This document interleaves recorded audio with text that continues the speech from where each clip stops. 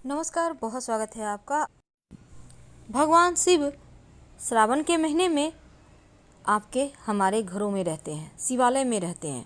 कहने का तात्पर्य शिव पूरे परिवार के साथ पृथ्वी लोक पर रहते हैं, अपनी भक्तों की मनोकामनाओं को पूरी करते हैं और उनके हर कही अनकही बातों को वो सुनते भी हैं। इसलिए सावन के महीने में पवित्रता के साथ रहना चाहिए, मन में दुर्विचार दुर्भावना नहीं रखना चाहिए। तो आज चूँकि हम चावल की चर्चा कर रहे हैं, तो भगवान की पूजा में आप जब भी चावल उनको अर्पित करते हैं, याद रखिए वो टूटा हुआ ना हो, जिसको हम अक्षत कहते हैं, यानी बिना टूटा हुआ चावल। चावल के अगर आप 108 दाने रोज शिवलिंग पर अर्पित करना पूरे सावन के महीने में शुरू कर दें, यानी कि पूरे सावन के महीने में अर्पित करें, या आपकी मर्जी पर है, आप जितने भी दिन बचे हुए हैं उतने दिन आप कर सकते हैं। अगर 108 दाने आप ना भी कर पाएँ तो कम से कम चावल का एक दाना ही अर्पित कर दें।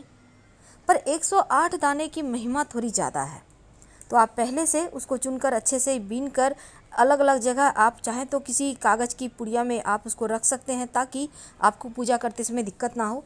याद रखिए टूटा हुआ चावल बिल्कुल भी नहीं हो। तो शिवलिंग पर चावल चढ़ाना बहुत ही शुभ फलदायी है। और यदि आपके पास धतूरा का पुष्प नहीं है, किसी भी तरह का आंकड़े का पुष्प नहीं है, तो सिर्फ आप शिवलिंग पर 108 दाने अक्षत चढ़ाना शुरू कर दें, तो आपको असीम फलों की प्राप्ति होती है। क्योंकि जो व्यक्ति अक्षत अर्पित करता है शिव को, उनको धन वैभव सम्मान से उनकी झोली भर देते हैं शिव। तो यदि आपके घर में आर्थिक समस्या है, घर के मंदिर में आपको लगता है जैसे कि घर में मंदिर है और आप पूजा पाठ भी करते हैं लेकिन आपकी मनोकामना पूरी नहीं हो पा रही, तब एक छोटा सा काम करें। आपके घर में अगर शिवलिंग है, शिव जी की तस्वीर है, तो पूरे सावन महीना आप 108 दाने करके चावल अर्पित करें और अगले दिन सारा चावल इकट्ठा करके एक पात्र में रख लें, डब्बे में रख लें। जब सावन माह खत्म हो जाए तब सारा चावल के दाने को आप या तो किसी चिड़ियों के निमित्त डाल दें, लेकिन छत पर मत डालिएगा, किसी पौधे के नीचे डाल सकते हैं, या फिर आप किसी व्यक्ति को दान भी कर सकते हैं इस चावल को, या आप पास के मंदिर में, शिव जी के मंदिर में रखाएं तो उत्तम है। धन की कमी नहीं होती ऐसा प्रयोग करने से। देवताओं का प्रिय अन्न चावल है और इसी कारण से देवता भी इस चावल के अर्पित करने से प्रसन्न हो जाते हैं। लेकिन चावल जब आप अर्पित करते हैं तो उसको आप थोड़ा सा कलर कर लें, लेकिन शिव जी को आप प्लेन चावल अर्पित करेंगे, उसमें कलर नहीं करना। हाँ, आप चंदन लगा सकते हैं, लेकिन बाकी देवताओं को कुमकुम या सुगंधित द्रव्य लगाकर ही अर्पित करें। अब देखिए, कभी कभी इष्ट देव के नाम से अगर आप अक्षत अर्पित कर देते हैं तो जीवन में सुख सौभाग्य बढ़ता है, धन की कमी नहीं होते। इसलिए शिव जी की पूजा में चावल जरूर प्रयोग करना चाहिए। जब आप शिव जी के समक्ष दीपक जलाते हैं तो दीपक के नीचे भी 2-4 दाने चावल रखकर फिर आप दीपक जलाएं, और शिव जी के सामने या फिर आप बिल्वपत्र के पेड़ के नीचे, पूरे सावन अगर आप चाहें तो आप बिल्वपत्र के पेड़ के नीचे एक दिया जला सकते हैं शाम के वक्त। और इस दीपक में 2 बाती होगी, घी का दिया होगा, मिट्टी का दिया ले लीजिएगा और उसमें एक चावल का दाना डाल दीजिएगा। आपकी समस्त मनोकामनाएं पूर्ण होगी, किसी भी तरह की कोई भी समस्या हो, क्योंकि बिल्वपत्र के पेड़ की महिमा बहुत है। माँ लक्ष्मी उनसे प्रसन्न रहती हैं जो व्यक्ति रोज एक बिल्वपत्र अर्पित करता है। शिव जी को अगर एक बिल्वपत्र अर्पित किया जाए तो आपके जीवन की हर कष्ट ही मिट जाते हैं। लेकिन वहीं अगर आप चावल बिल्वपत्र के पेड़ के नीचे दीपक में डालकर जलाना शुरू कर दें तो आपके जीवन में कोई समस्या आपको कभी परेशान करेगी ही नहीं। दोस्तों, आप जब भी शिव जी के मंदिर जाते हैं तो आपने देखा होगा शिव जी के ठीक सामने मंदिर के पास नंदी बैल होते हैं। क्या आपको पता है नंदी बैल क्यों है? इसके पीछे भी बहुत सुंदर सी कहानी है, तो कहानी किसी और दिन हम आपको बतलाएंगे। लेकिन इतना जान लें कि शिव जी के ही अंश से ये नंदी का जन्म हुआ था वरदान स्वरूप, और शिव जी ने उन्हें आशीर्वाद दिया था नंदी को कि वत्स नंदी, तुम मृत्यु से भय से मुक्त हो, अजर और अमर हो। इस तरह नंदी नंदीश्वर हो गए।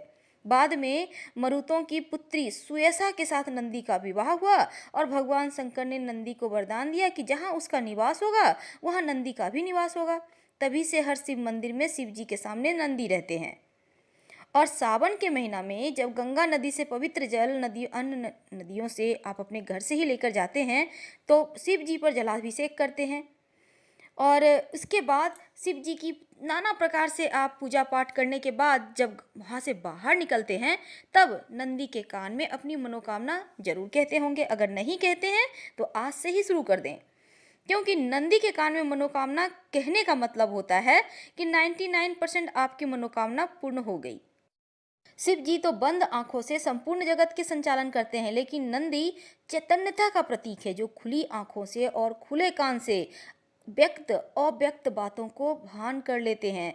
और पुराणों के अनुसार भगवान शिव की तपस्या में किसी प्रकार का विघ्न ना पड़े, इसलिए नंदी चैतन्य अवस्था में उनके तपोस्थल के बाहर रहते हैं। जो भक्त भगवान शिव के पास अपनी समस्या लेकर आता है, नंदी उन्हें वहीं रोक लेते हैं। किसी बाहरी विघ्न से शिव जी की तपस्या भंग ना हो, इसलिए भक्त भी अपनी बात नंदी के कान में कह देते हैं। और शिव की तपस्या से बाहर आने पर नंदी उन्हें भक्तों की सारी बातें जस की तस बतला देता है, और भक्तों को भी यह विश्वास रहता है कि नंदी उनकी बातें शिव जी तक जरूर पहुंचाएंगे। इसलिए नंदी से अपनी मनोकामना कहें और नमः शिवाय जरूर कहें, ताकि नंदी भी प्रसन्न हो जाएं कि हमारे इष्ट को उन्होंने याद किया है, और मनोकामना भी कह दें। और फिर देखिए कैसे मनोकामना अब रात में सोने के पहले झाड़ू का एक छोटा सा प्रयोग किया जाता है। क्या करेंगे? रात में सोने के पहले अपने घर के दरवाजे के सामने अंदर की तरफ से, याद रखिए, झाड़ू रख दें। खड़ा करके नहीं रखना है, लिटा के रखना है। और जब झाड़ू रखेंगे तो झाड़ू के नीचे 2-4 दाना जीरा का डाल दें। जीरा तो आपके घर में होगा, जो मसाले में यूज होता है। कब रखेंगे? रात में सोने के पहले। ज़्यादा आपको नहीं रखना है, 2-4 दाने नियम करना है। और सुबह में जब झाड़ू लगाएंगे तो उसके साथ इस जीरे को भी बाहर कर दें। और ये प्रयोग आपको रात में ही करना है। तो झाड़ू जब रखिएगा रात में ही रखना है, दिन में नहीं रखना दरवाजे के पास, याद रखना है आपको। और एक बात याद रखिए, अगर कोई बच्चा अचानक से झाड़ू लगाता है ना, तो ये समझे कि अनचाहे मेहमान आएंगे। आकस्मिक रूप से कोई मेहमान आपके घर में आ सकते हैं। कभी कभी क्या होता है, झाड़ू पर गलती से पैर रखा जाता है, तो ऐसा करने से अपशकुन माना जाता है। तो झाड़ू को छूकर क्षमा मांग ले। अब मान लेते हैं कोई झाड़ू लगा रहा है, आपके पैर पे झाड़ू टच कर दिया। वैसे तो झाड़ू से किसी को मारना या किसी के शरीर में टच करना दोष लगता है, जिसका शरीर में लगा उसका। तब ऐसे में क्या करेंगे? अगर झाड़ू आपके शरीर में, झाड़ू देते हुए कोई झाड़ू दे रहा है, आप जा रहे हैं, आपने देखा नहीं, उन्होंने भी नहीं देखा, झाड़ू लग गया आपके शरीर में, तब ऐसे में एक तो अगर एक पैर में लगा है तो दूसरा पैर भी झाड़ू में टच करें। उसके बाद पैर को धो लें, इससे दोष खत्म हो जाएगा। और फिर झाड़ू को प्रणाम करना मत भूलिएगा। भूल कर भी झाड़ू से किसी को न मारे, चाहे वो जानवर हो या मनुष्य हो। कोई भी खास काम से आप घर से निकलते हैं तो आपके तुरंत घर से निकलते ही झाड़ू नहीं लगाना चाहिए। ऐसा करने से भी जो व्यक्ति विशेष कार्य से घर से निकला है उसको कार्यों में सफलता नहीं मिलेगी। इसलिए तुरंत निकलने के बाद झाड़ू ना लगाएं, कम से कम आधा 1 घंटे के बाद लगाएं। झाड़ू को कभी भी खड़ा मत रखिए, ये अपशकुन माना जाता है।